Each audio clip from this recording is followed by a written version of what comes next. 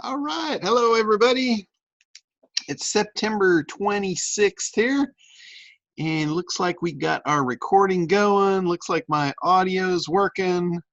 Hey, Travis, good to see you, buddy. Been a while. How you doing? Great.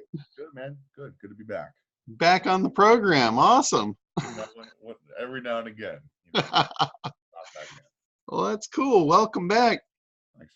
I'm surprised we got a bunch of new users over the last couple of weeks. They're not jumping into the calls yet, but I see a couple. So anyway, welcome to anybody new, and welcome back for you you dinosaurs of the past. All right, so you guys probably just got an email from me about SEM Rush. I cannot speak high enough about that program. I use it on a daily basis for SEO. I know a lot of you are wondering what content to create and all that, and they've, over the last 6 months, they've added a lot of stuff into SEM Rush to focus on content. Really, really cool stuff.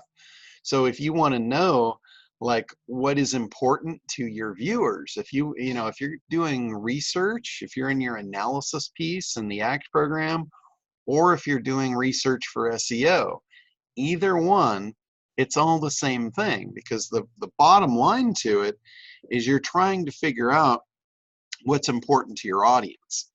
So one of the content tools that they added into SEM Rush just recently, it's a tool to show you what content is being engaged with.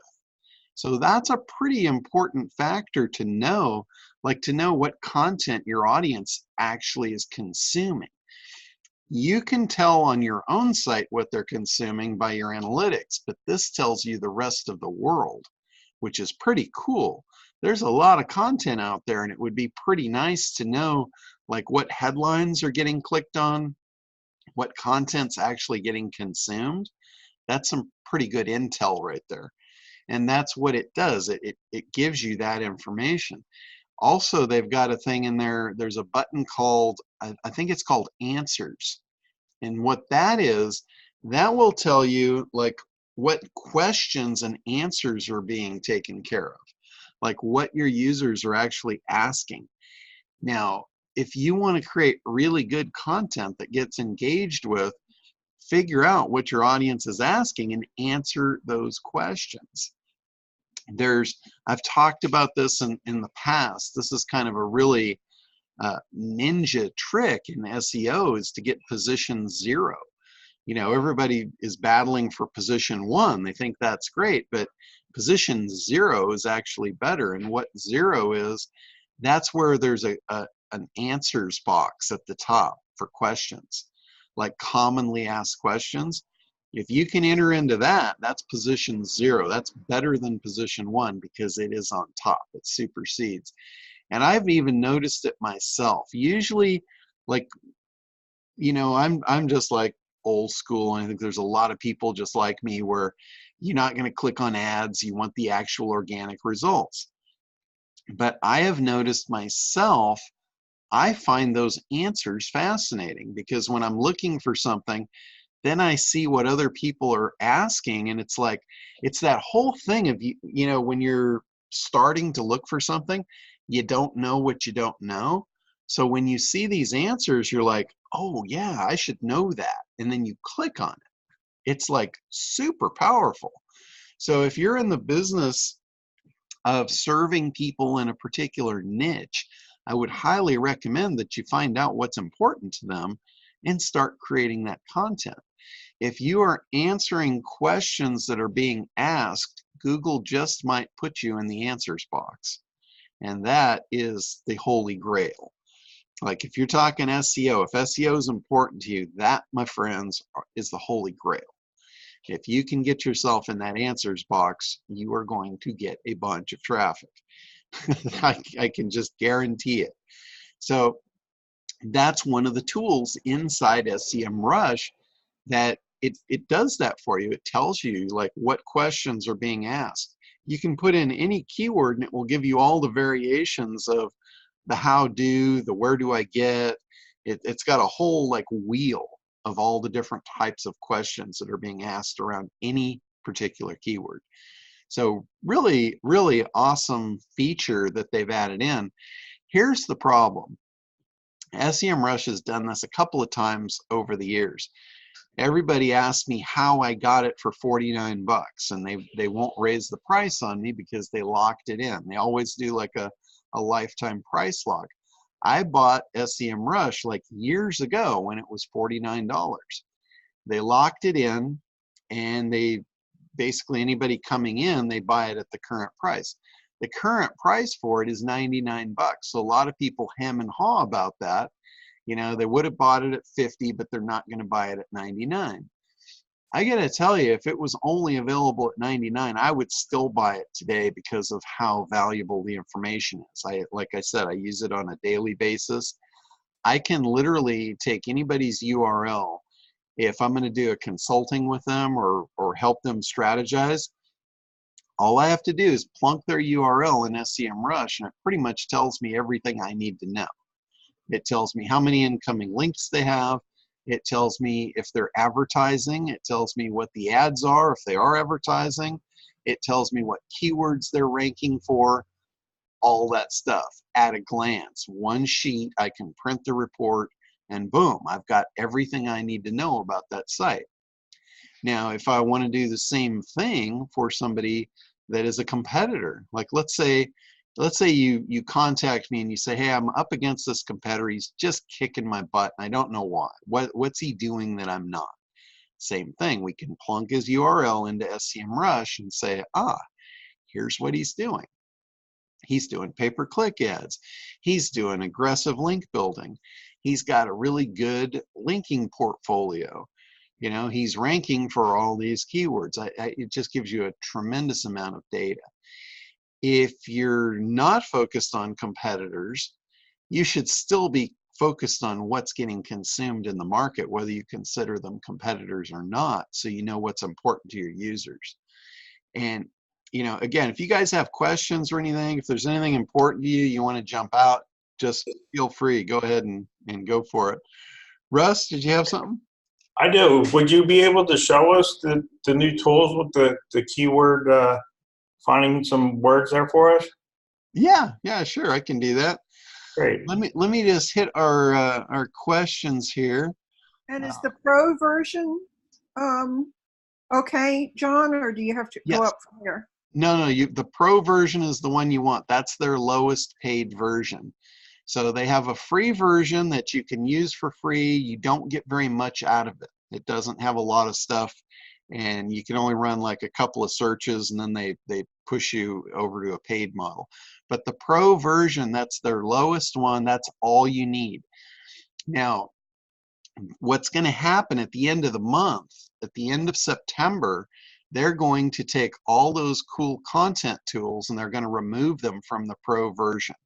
They're going to move them up into the guru and the business, which if you're going to want SEMrush, the bottom line is get it before the end of the month.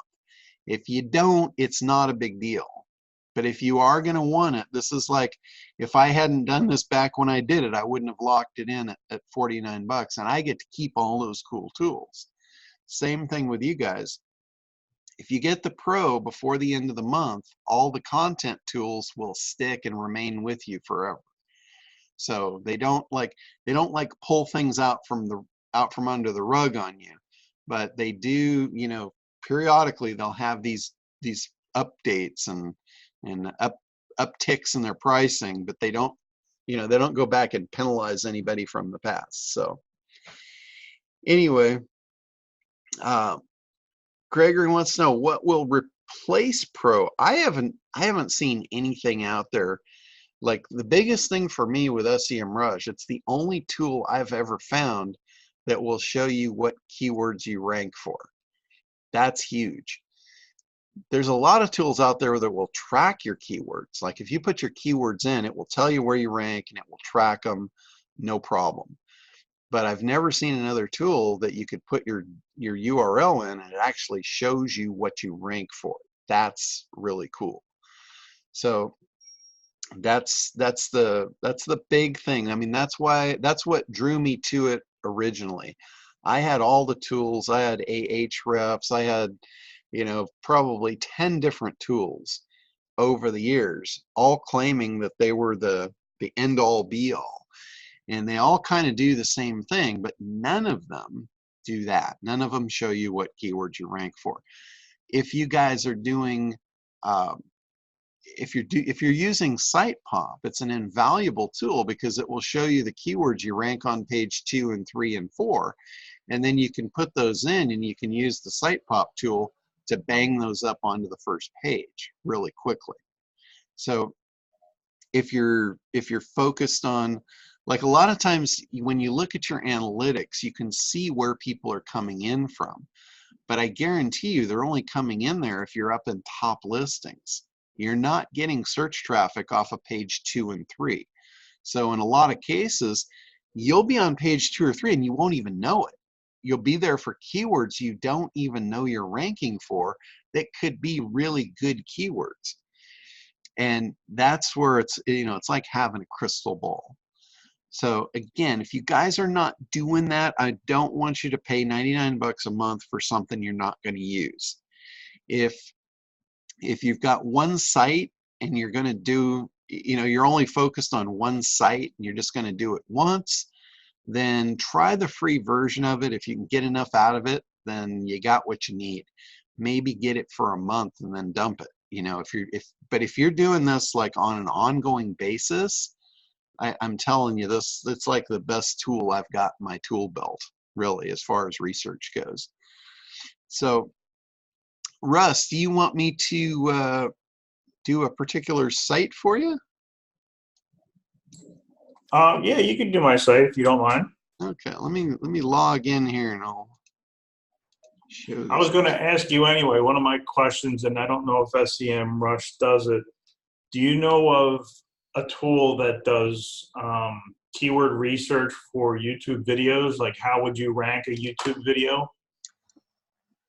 Yes, there's a bunch of them out there.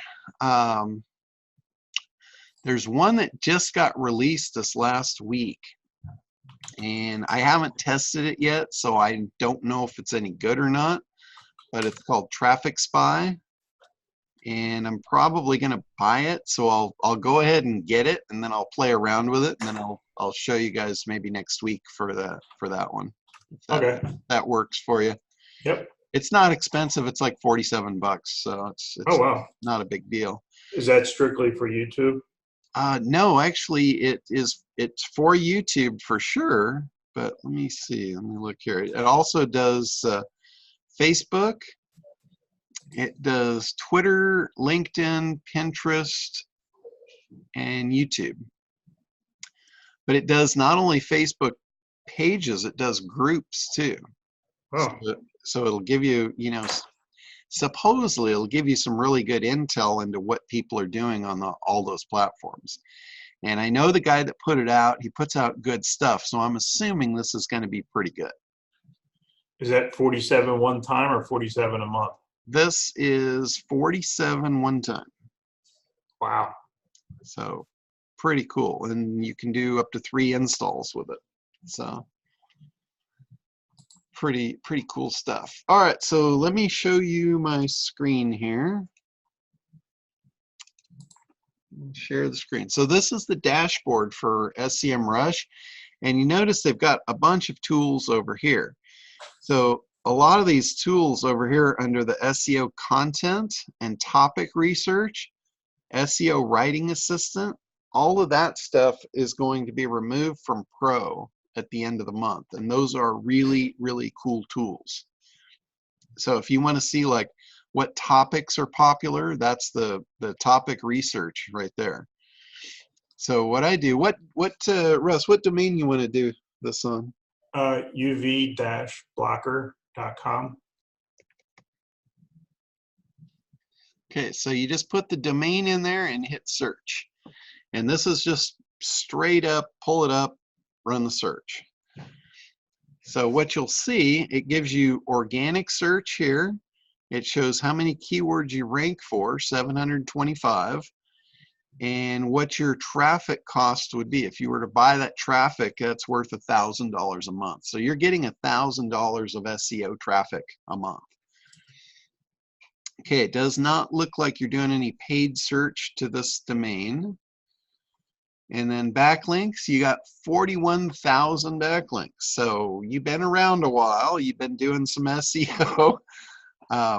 Shows over here, you've got 17 display ads. So it's really just kind of giving us all the metrics for your site.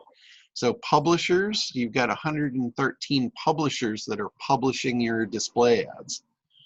And then this is like the orange is the paid search, and the blue line, that's your organic search.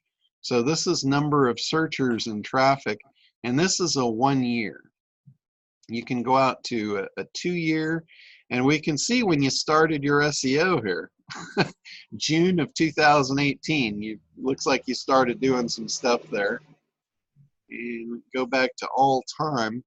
And let's see, 2012. This is back in the glory days when things were easy.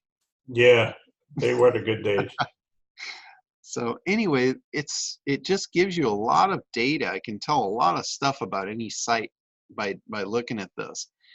Now this is one of the things that I use very often here is the top organic keywords. These are the keywords that you actually rank for. Over here in the little parentheses, that's where you were last time they checked, and this is where you are now. So we see you went up 1 on this keyword.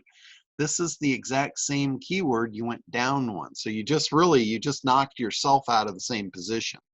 So you've got position 7 and 8, and that is a keyword that's got 6,600 people a month searching for it. Why would that keyword be listed twice? Because it's 2 URLs.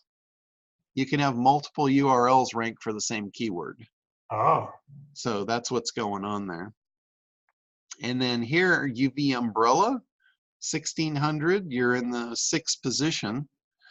So I'll come back to that in a minute, but I just want to kind of go down the thing. Here's competitive sites, and it will show the other competitive sites on the scale here. It'll show you your organic competitors. So if you wanted to research these guys, you could see what they were doing. Branded traffic versus non-branded. Now here, this is an insight for me. 1% of your traffic is branded. So what I would work on there is I would be working on getting more branded traffic. And SitePop is a really good option to do that. Press releases are a really good way to do that. Whenever you're advertising, promote people to search your brand. Like everybody says that I screwed up. They look at my car and they say, oh man, you really blew it because I have Internet Dominators on my car. I don't have internetdominators.com. There's a really good reason for that. I want them to see that and I want them to search for it. I don't want to give them the URL. They will find it if they type Internet Dominators in a search. That creates a branded search for me. Anybody in my world that doesn't know how to search is not my customer. I really don't care about them. So that's just, that was all done by design. So promoting branded search, getting people to search for your brand is really important. Brand linking, if you guys are doing any kind of SEO linking, you should be focused on brand linking with your brand keywords in there. So anyway, that's something to look at here. Here's another thing. This is no follow versus follow. You've got a lot of no follow links. That's actually a good thing. Most SEO guys focus on follow links only, and the majority of their circle is blue, and it looks very unnatural. So this is a good thing for you. That's in your favor. And then here it gives you the top anchors. So what's happening, you have 5,200 backlinks that have thanks for the marvelous posting. So this is probably off of your off of your comments area on your site. People that are commenting, you're apparently sending a link back somehow with that particular text in it. So anyway, you might want to add the brand name in there somehow. Any kind of links that you're doing should have a lot of brand to them. Here's referring domains. This is where, you know, you can see how many backlinks are coming from that particular domain, this one, that one. And notice on all of these things, there's a full report button. If you want to see the full report, it'll give it to you in an Excel spreadsheet. This is just showing you like a handful of the top ones. So anyway, and then here's your sample ads. These are ads that you've run in the past. Okay, so I'm going to go back up here to the organic keywords, and I'm going to click on the full report. Hopefully you guys find this interesting. This is kind of dry stuff, but this is really like the nuts and bolts behind SEO. You know, it's figuring out what people are interested in. And this tool is phenomenal to do that. I haven't even got to the content part to show you that stuff yet. I'm just running this is what I do. Like if I'm going to do a consult with a client, first thing I'm going to do is look at their site and see where they're at. Because it's important for me to know if I'm going to give them recommendations to know where they're starting from. I don't know why this has taken so long. It's generally doesn't take this long to do this.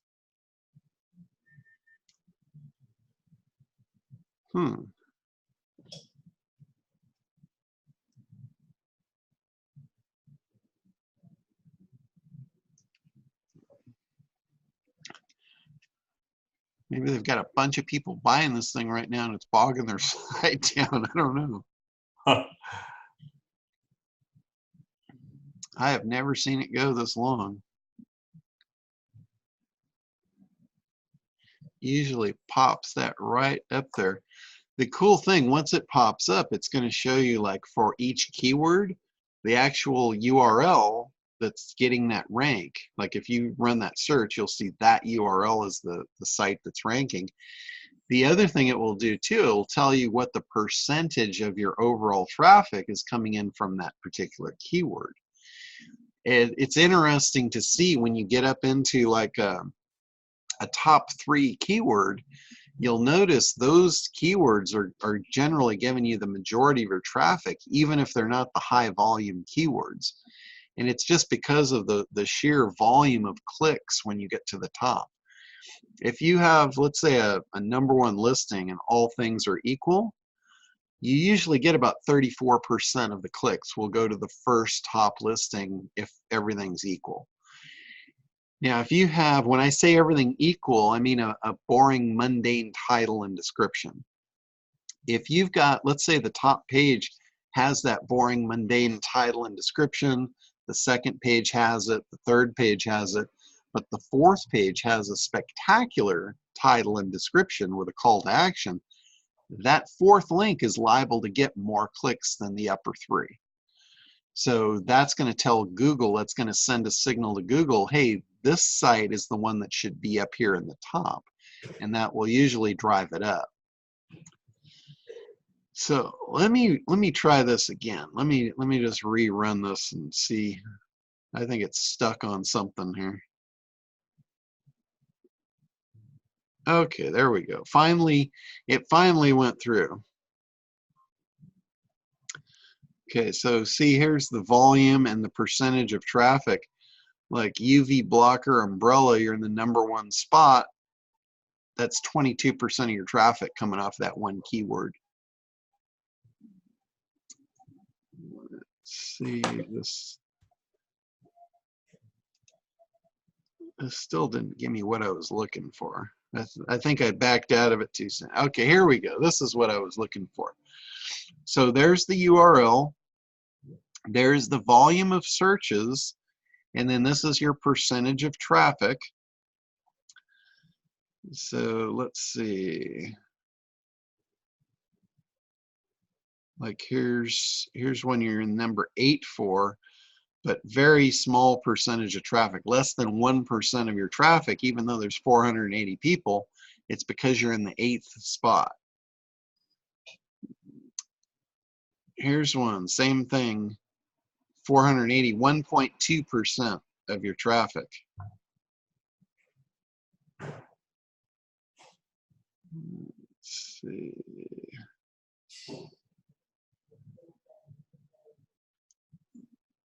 Look at the difference here, though. You're in the 2 spot, that gives you 6% of the traffic. Here's some high volume stuff here, 6,600 a month, and even though you're in the 7th and 8th spot, that's 13% of your traffic and 17% of your traffic for those particular keywords. You know, that's interesting. This one here, that particular page is getting more click-through than this one. That's the home page. Yeah, the home page has got a better click-through ratio. Look at the difference in your traffic. It's almost 4% more, and it's a worse slot. So that tells you, that right there tells you whatever the title and the description of the home page is, it's better than that deeper page. So you might want to look at that and update that. But as you scroll down, you'll see, like, here's one. I don't know if that's an important keyword, an umbrella holder, but there's 8,000 people and you're on page 4 for that one. Huh. Large umbrella, almost 3,000 people a month, you're on page 2. So it gives John, you. is there an indication of what is bringing that traffic? Like, what brings him traffic? Why would people be looking for his traffic that puts him in the #1 position? Well, what this is, the reason people are looking at his site is because of these keywords. So they'll type in this keyword, like they'll type in UV sun umbrella, and he's in the 5th spot for that. So it's just like a Google search for a keyword, not an article someplace. Correct. This is purely keywords right now. This is Okay. just the keyword there is what's being searched. This is the position he's showing up in. This is the volume of traffic that is running that search. Like umbrella sizes, there's 480 people a month running umbrella sizes as a keyword. So he shows up number 14. So what I do is, you know, I'll go down through this list, and he's got 8 pages of data here. So what I'll probably want to do is up at the top, I'll use this little export button, and I'll export that, and I'll export all of it in an Excel spreadsheet.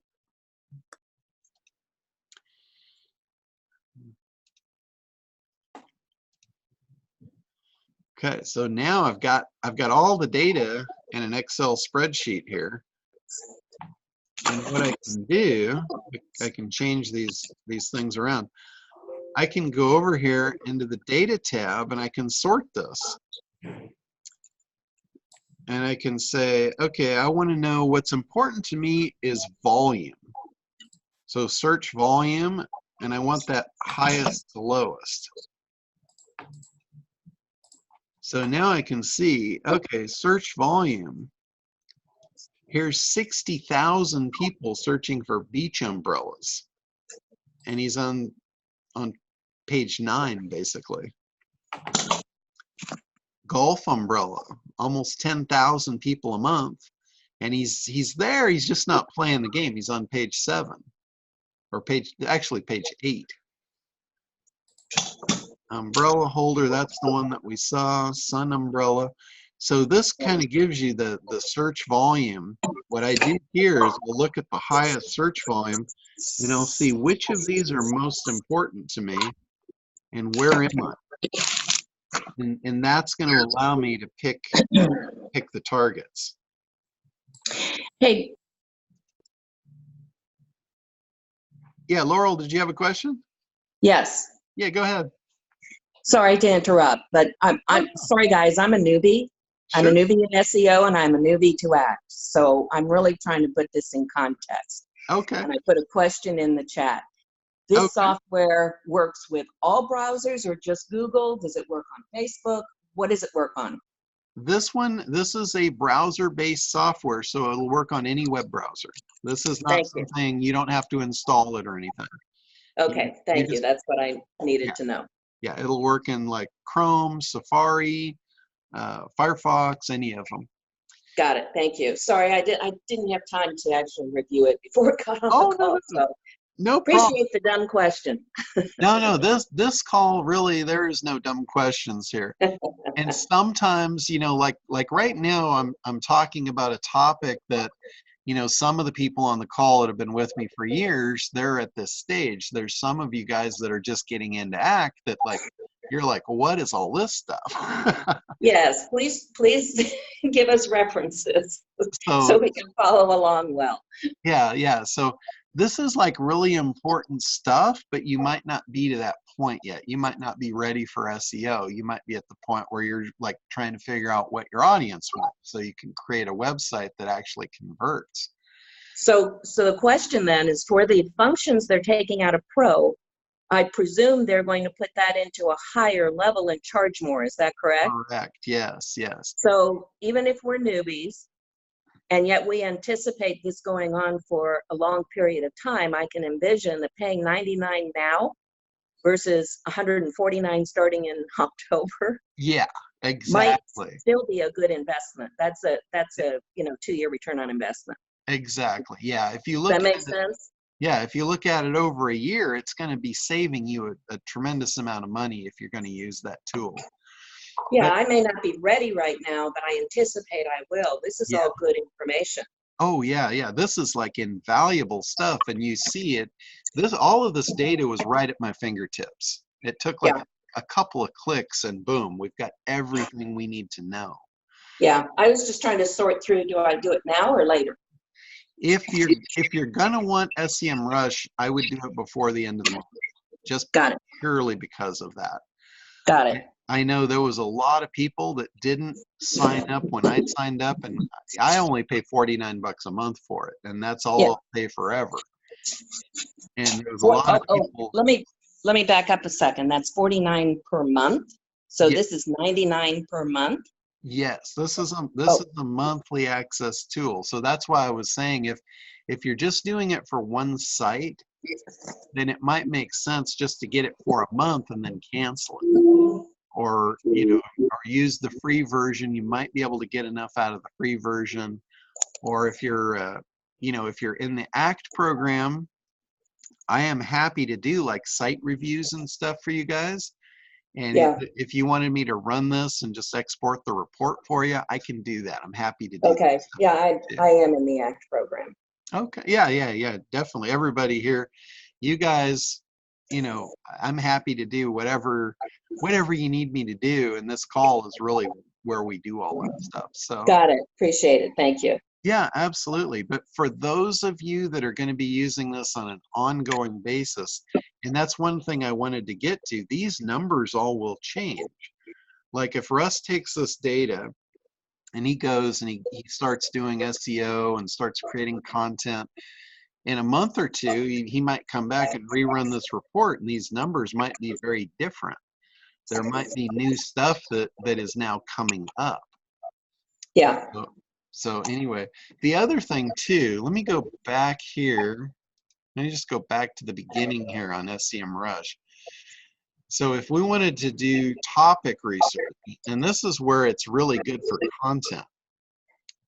If you wanted to do content, like let's do UV protection, and I'll do get content ideas. It's going to go out, it's going to scour the entire internet, and it's going to find all the different topics related to UV protection, and it's going to tell us what's popular, what's getting engaged with. It's not going to give us all the stuff that's irrelevant. It's going to give us the stuff that people are actually looking for that's related to this. You know, like skin cancer, UV light, ozone layer, visible light, solar radiation. So these are seed keywords that now we could run keyword research and see what people are looking for related to those keywords. Wearing a hat, UV protection sunglasses. It looks like there's a lot of stuff that has to do with the eyes here. So that tells me, for you, Russ, that you might want to add some sort of a UV protection sunglass line in here, whether it's yours or an affiliate product, because your customers are all interested in that. So block UV rays. This is all stuff that is highly important to your audience. So if you were gonna write articles, these are the articles you would want to write. Damage from the sun. Let's see here. Spend a lot of time outdoors. Sunscreens explained. So these are like subject lines. You can do the show more. Now here, remember I said questions? Here's the questions related. So you can do all, or you can do, let's see the how questions. Here's the what questions. So these are all the questions that you want to be answering on your website in your Q&A stuff. Here's headlines. This is like, for you to get this information without this tool would be a lot of work. I don't even know how long it would take me to dig up this kind of intel on these particular keywords. You know, these are the keywords related specifically to spend a lot of time outdoors. You know, if you wanted to do, let's say you wanted to do one on tanning beds, same thing. You just click on the Get More, and for tanning beds, there's the headlines. Those are the most popular headlines being looked at. Here's 70 of the most popular questions. So if you want to know what to write blogs about, if you want to know what to write articles about, if you want to know what to write press releases about, this is the stuff. This is like all the data you would ever want in one page, in one sheet. And, you know, I don't know about you guys, but I don't know other tools that's going to allow you to put one keyword in here and get this kind of data back. No, it's a gold mine. We put one keyword, UV protection, and we uncovered like enough content for just, you know, just for you could spend the rest of the year on this. Mm-hmm. In fact, you'd be into 2020 before you got done creating content here. Mm-hmm. And then also here's volumes. 201,000 people interested in skin cancer. Not interested in it, but concerned with it rather. I was just going to ask you if there's a way to sort all that data, but I see the top right, there's a volume button. Mm-hmm. Yeah, you can search by volume, difficulty, top efficiency. So we've got it done by volume here. So Nice. anyway, I mean, you can get more specific too. You could change this UV protection to umbrellas, and you could see, you know, what is important about umbrellas to people. Yep. So just a phenomenal tool. And this piece right here, this is the one that's going to go away in the pro version at the end of the month. So John? Yeah, go ahead, Laurel. One of the things that I struggle with, because I'm not selling a product per se. Okay. I'm selling more, well, it is a product, but it's more intangible with coaching. Okay. And so, wow, if I put coaching in, that's such a huge keyword. It would come back with a lot of things. So what is your guidance on how I would use this product to really help me hone in on coaching? Now, for me, my coaching is very specific to taking communication to the next level, which is actual connection. Okay. So coaching, like anytime you're dealing with a keyword, when you're talking about keyword topics, you've got everything from generic to ultra specific. Right. And on that range of keywords, usually the generic will have much higher volumes of people searching, Sure. but the problem is it's a generic keyword, so it's not going to be relevant. Right. The further down the spectrum you get, those are more what we consider buyer keywords. To me, those are the important ones, even if they Right. don't have a lot of volume. Like I use an example of a. Oh, I'd rather have a focused market than a generalized market. Oh yeah, absolutely. That's, you know, that's your specialty. That's communication. That's what the Right. ACT program is all about. Right. So the more specific you could get from a base point of the seed keyword that you put in, the more specific this is going to give you information back. Like for instance, in coaching, I mean, there's everything from a little league coach to, you know, a coach for the space station. Not very useful for me. Exactly. So you want to get specific. I mean, from the generic range of coaching, you're in business coaching. Yes and no. However, does this system, I should get in and play with it, sorry about this, but does this system allow for Boolean logic search? I believe it does. I'm not. So I could say not, communication and connection and coaching. Yeah, I'm Okay. pretty sure you can do that. So let's see here. What would be a keyword you want to try, and I'll put it in and see what comes up. Well, my business is about coaching people through their communication styles and the way they communicate to actually create connection. So those 3 words are the foundational elements. There's a lot of other words I'll use, but those are the foundational. Okay, what were they again? Communication? It's coaching, communication, connection. So it's a plus, plus, plus.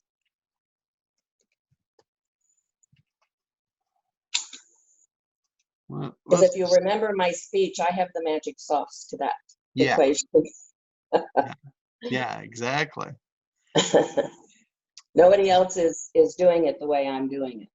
Yeah, so out here, the magic sauce to this is figuring out what people are looking for so you can get in front of them. And sometimes Right. you don't know to look for what you think you are. Right. So that's been a challenge, right? Yeah, so here, executive coaching is the highest volume. Executive presence, presentation skills, how to improve communication skills. So this gives you kind of a crystal ball into what they're looking for. You hear a lot of people say you've got to give them what they want, or sell them what they want and then give them what they need. Right, of course. So sometimes if you're focused on what they need, you can miss the mark in your marketing.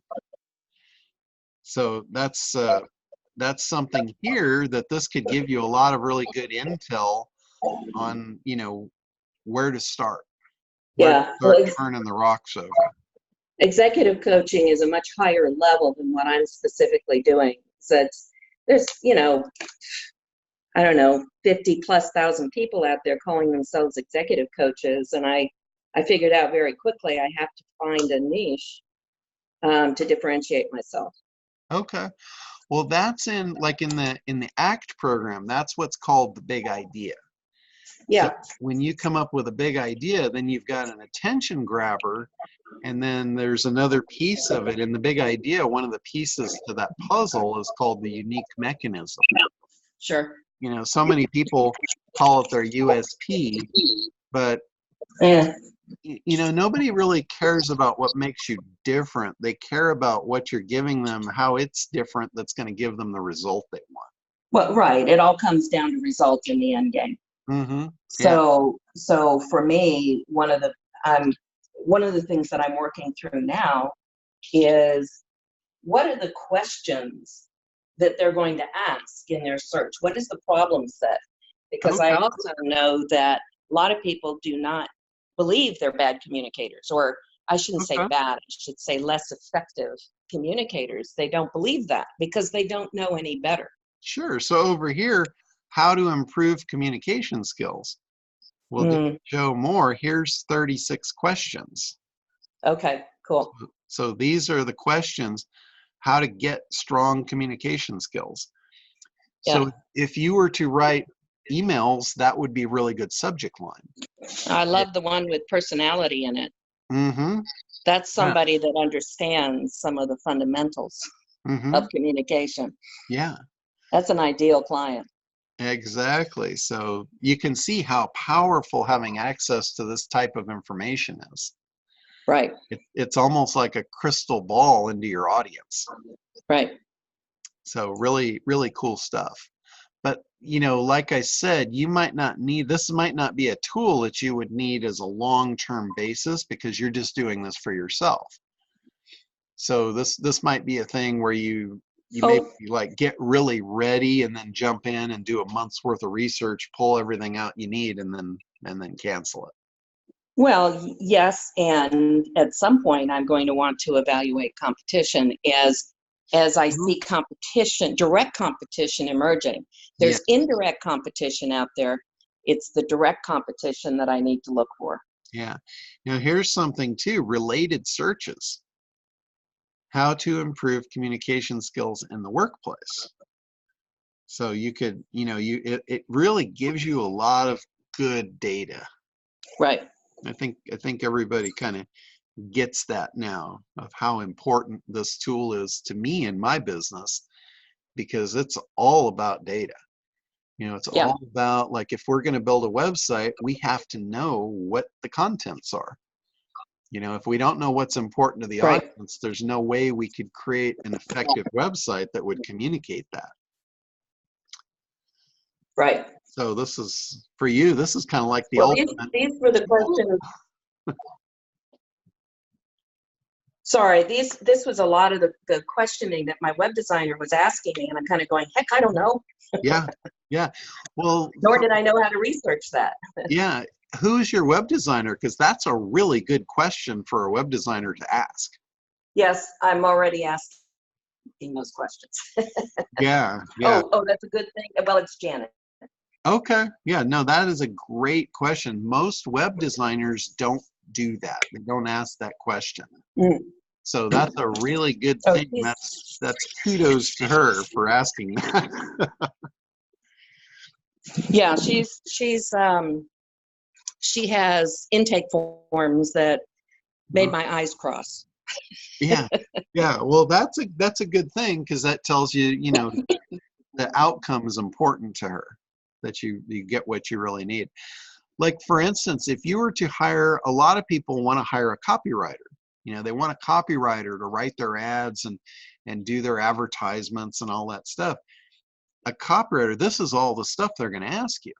They're going to ask you, you know, who's the most profitable segment of your market? And most people will go, what's a segment? You know, they don't realize they try and create like one avatar. And that's really, like, you really miss the mark if you think your business is based on one avatar. That's a really limited mindset.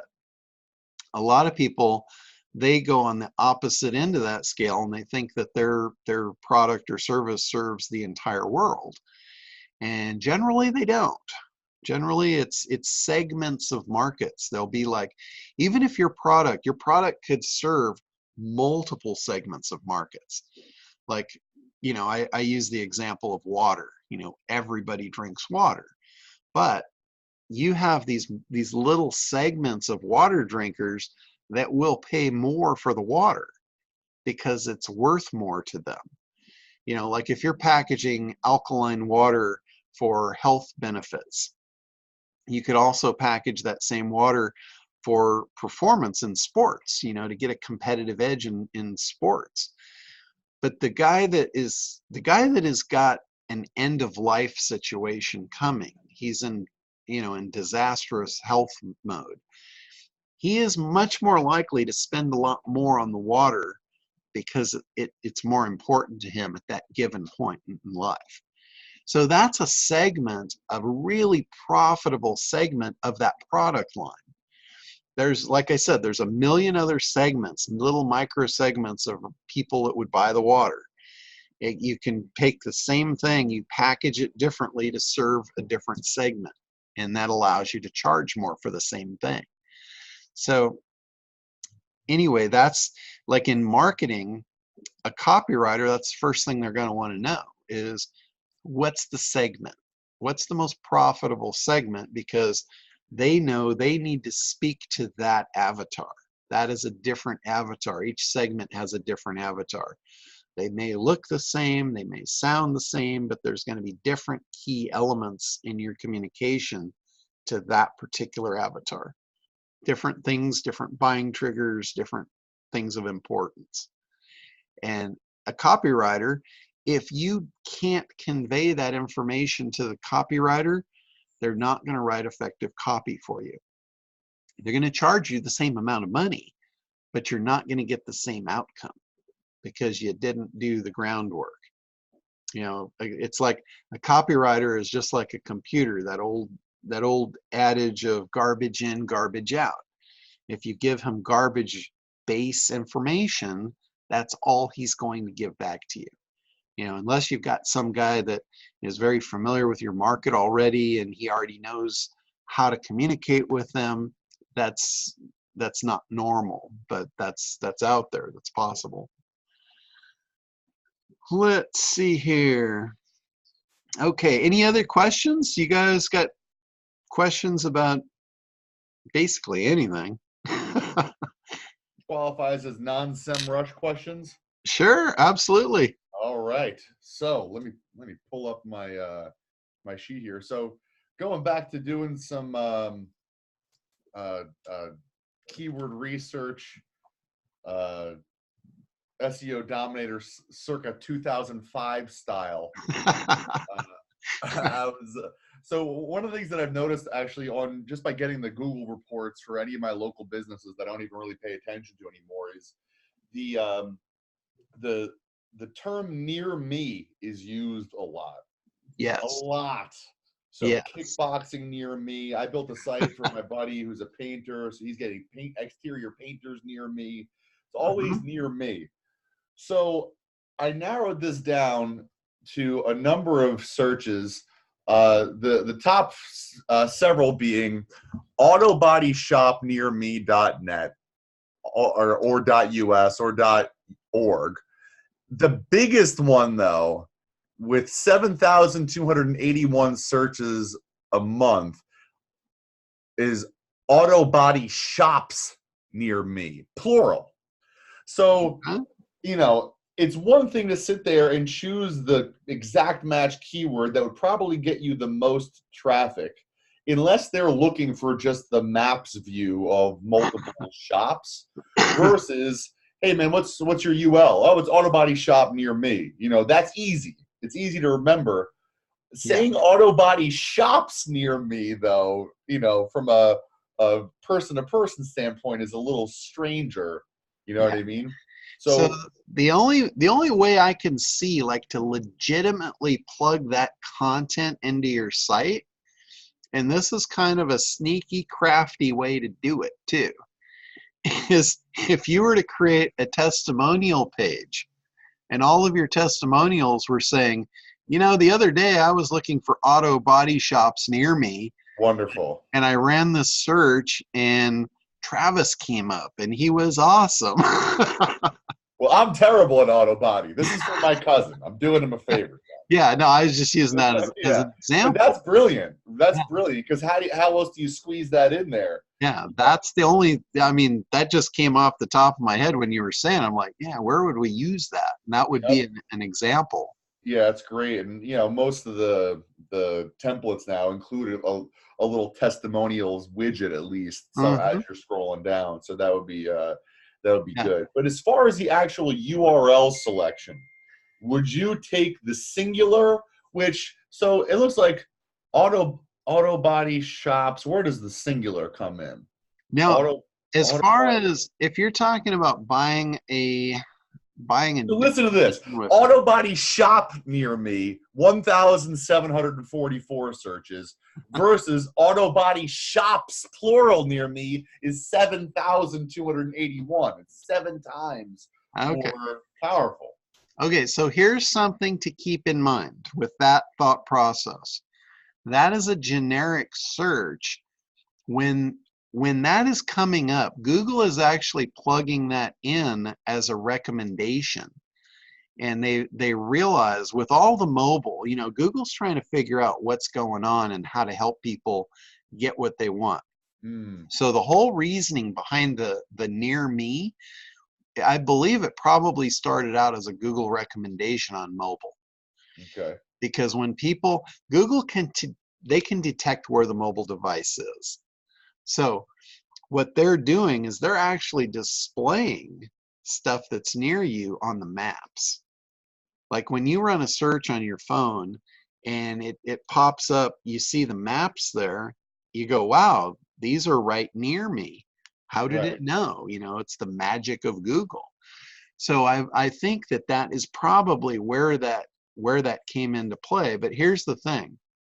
What you're seeing in your keyword research is the generic use of it that's spread out across 10 million cities. Of course. The reality is the actual searches those people are probably putting in is, you know, auto body repair, Huntington Beach, or No, they wouldn't be, because they're saying near me. They're putting in near me.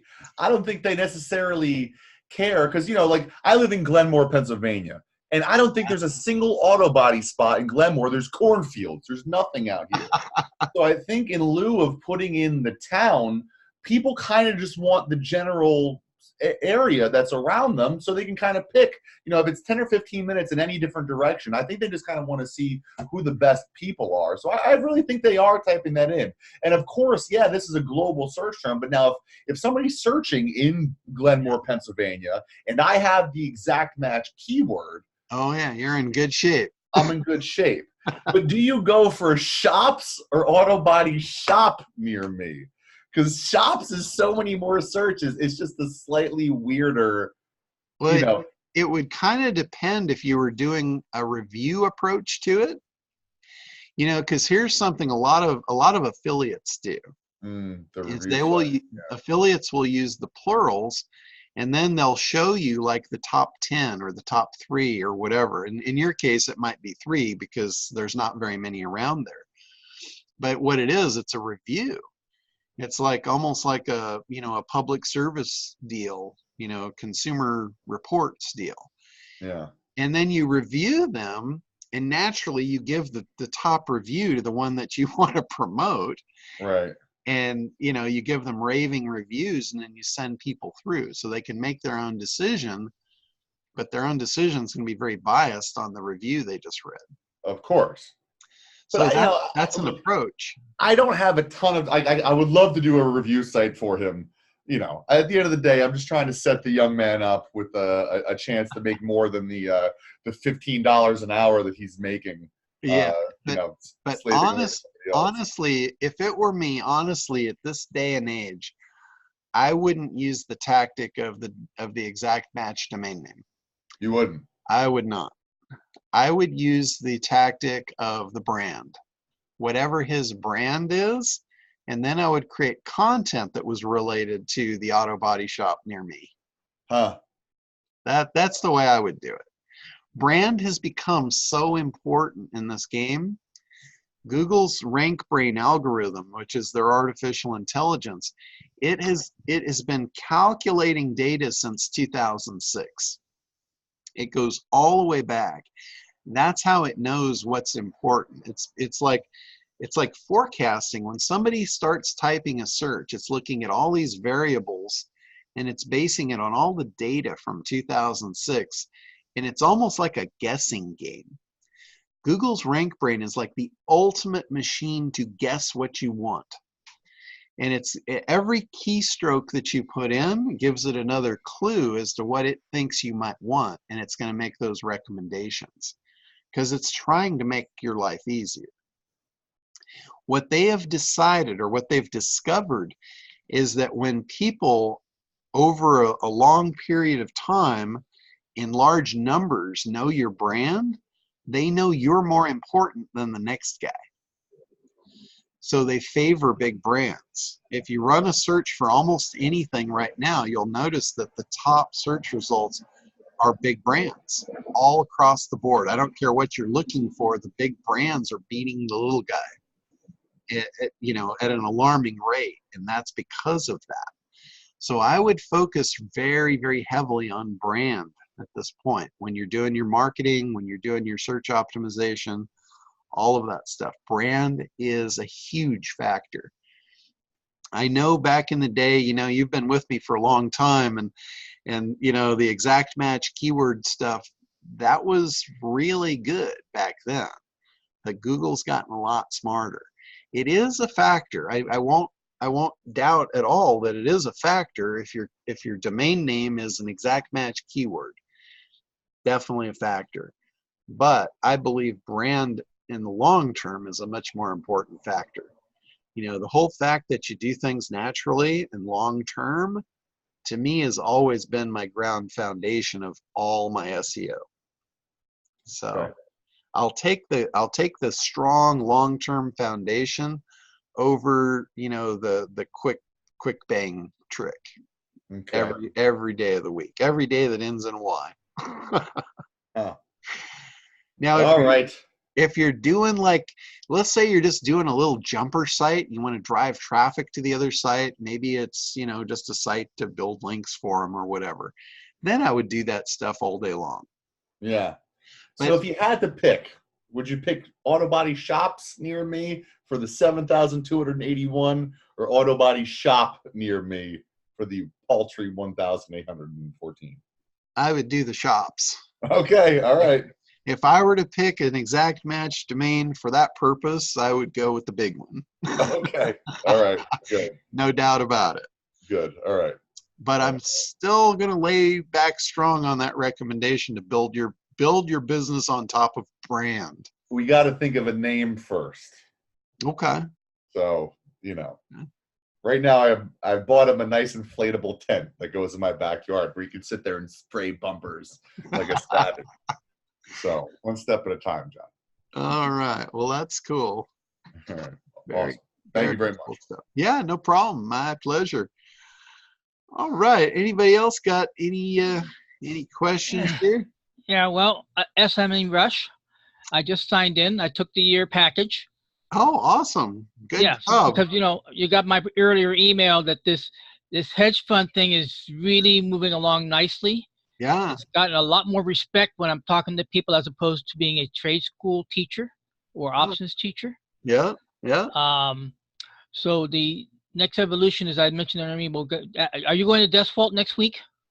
Yeah, I will be there. I'm not sure if I'm going to be there for the whole thing. Right. I'll definitely be like in and out for sure. But Right. So are we meeting on Thursday then, or Wednesday? Next week, I'm probably going to push the call to Wednesday because of that. Heads up. Okay. Yeah. And then the next thing will be is so I just did an SMM search for hedge funds, and a guy named Mark Sebastian came up top with a volume of 70. I don't know what that would mean. Okay. That means basically 70 people a month are looking for his name. And then when I click on his name and go for the data, like organic searches and paid searches and competition, it's like blank. There's nothing there. No data. Freightwares, no data. I mean, like, this guy doesn't have anything, and he comes up with the top 70. Okay. Is that telling me that there's no competition out there right now? Well, all that is, like, if you ran his name, like just his name, right, and there's 70 in the volume, all that's really telling you is there's only 70 people a month that are searching for his name. Now, because it's his name, he probably comes up anyway. But on the other stuff, like when you put his domain in, you put his URL in there to research it, that's where you want to look, and you want to see what else he ranks for. Okay, so how would I find his URL then? If you search his name in Google, it'll probably take you to his website. Got it. And, Okay, so and the idea graphics. is that I'm a year away from launching, but I want to know my landscape before I get there. Oh yeah, yeah, yeah. So Okay. you grab his domain, you plug it in, you can see the keywords he ranks for, you can see the ads he's running, all that stuff. Okay. And Pretty so cool. yes, and on my YouTube thing, I don't you haven't seen it, but on the back of my card it does says please search for Gregory Santana on YouTube. So that's going out, and then what I'm doing with Facebook and LinkedIn, I am not posting every day for people to go. I don't want to be a pest. So what I'll do like I did LinkedIn this morning, Uh-huh. but I'll do Facebook maybe tomorrow or Monday, depending upon if I have spectacular results. My son says I need to make my stuff more sexy. So Okay.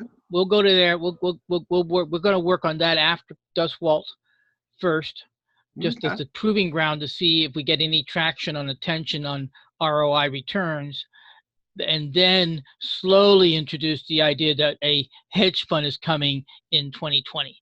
Yeah. So, Yeah. coming soon kind of thing, movie trailer. Yeah, yeah, that's really cool. There's a place called what is it? I'll have to think of the name. It's under the same guys that have Audio Hive and Audio Jungle. But they have some really cool stock video trailers that you can plug your stuff into really inexpensively. I think you showed that off in the past. I have, yeah. I can't think of the name. That's okay. It's I, going to be I, one building yeah, block at a time. yeah, I can All right. look it up for you, but that's a really good Yeah. resource for that. Okay. So at Dustwall, I'm going to be focusing in my workbook on how to structure, promote, and move my hedge fund forward. That would be my focus for attending this session. Oh, All right. cool. See you then. Thank you. Somebody next? All right. Anybody else before we wrap up here? John, I have just a quick question that has nothing to do with any of this. Okay. Does somebody in the group or you too, have an idea that for me when it comes to phone numbers, I want to have a business phone number that I can get on my cell phone, but I want it to be distinguished from calls that come in to me personally. And right now I have a Google number, but it doesn't distinguish. So I can't answer, the Google line with my business. Gotcha. Line because they just look the same to me on my phone. Okay. So is there a service out there that does that I could switch over to? I can tell you the feature that you're looking for is called distinctive ring. Distinctive what? Distinctive ring. Ring? Like ringtone. So basically from the number it's forwarded from, because when you have multiple numbers go onto one phone, you're forwarding them. Right. So you want to be able to have a distinctive ring from each forwarded number. Okay. And I don't know offhand who does that. I use Magic Jack, and I know they have a lot of features, but I don't know offhand if that's one of them. But they're really cheap for 5 years. You can get 5 years of phone service with them for like $99. So it's a pretty. We just have to find out if they have that distinctive ring picture. Yeah, so look for that. I don't have to have two phones or a business phone. I can just use my one phone. Yeah, because that's what we do. We got rid of all of our landlines are all gone. We've got. I did that 20 years ago. Yeah, I have a home phone number that I've had for over 30 years, and I just have it forwarded to our cell now. Yeah. So got rid of don't have the landlines anymore. Okay. Finally cut the cord. Skype is an option. Stripe? I have a Skype number. I bought when I Skype. got rid of my landlines. I bought my numbers because I'd used them for business for years. Okay. I use Skype. I think that the ring is slightly different, but in the faceplate of your iPhone, you can see that it's a Skype call instead of like a Verizon call or something, right? And, service for business. And that works well for me. I use a service. I mean, I don't use the free stuff because I need people all over the world. it's easy. It's fairly inexpensive. Probably really inexpensive if you don't have to sign up to talk to people in Australia or something. I don't know. But I think that it's reasonable. I'm happy with it. Well, thank you for the tip. Cool. Yeah. So Skype and you know, you could check Magic Jack. That's the one I use. I've seen Skype though. Skype is like, if you use Skype, they always have their little ads, you know, for getting Skype phone. So anyway, try those, but go to Google too. Just go to Google and put in distinctive ring and see what you might come up with. Okay. Thanks, John. Or phone service with distinctive ring capabilities, stuff like that. All right. Okay, well, I will let you guys get back to the day. Next week, we will probably be doing this on Wednesday because I'll be out on Thursday. So we might move the call up a day. So, Okay. all right. Have a great week, and we will talk to you all soon.